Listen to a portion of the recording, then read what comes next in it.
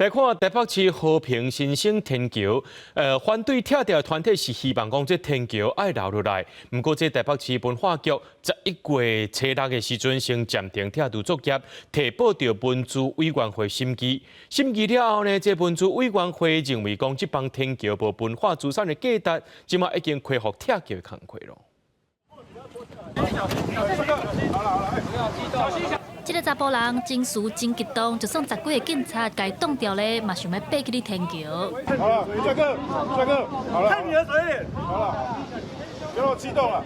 伊会这么生气，是因为台北市和平新生天桥一定恢复拆除的作业。当初因为反对拆除的民间团体希望提报文资审议来保留天桥，即马审查结果出来啊，文资委员会认为这座天桥无文化资产的价值，所以一定恢复拆除的工作。 11月4号有提报文资，然后11月的13号呢，这天就是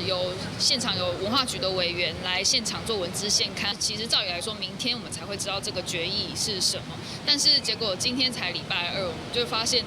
这个桥就这样子突然被围起来，没有办法使用了。这其实已经违反了相关的规定。 希望保留的民间团体嘛批评天桥10年的修理费用是746万，不过这届新工厝的拆除作业却开卖2000万，因认为政府应该先将这寡钱摕来做维护才对。也若新工厝是表示，因是伫拜2早起10点收到文化局的拆除通知，会伫4个月之内拆好煞。我们今天是在早上上午约莫10点的时候，就是看到文化局的公告。我们整个的工程时间就是工期大约是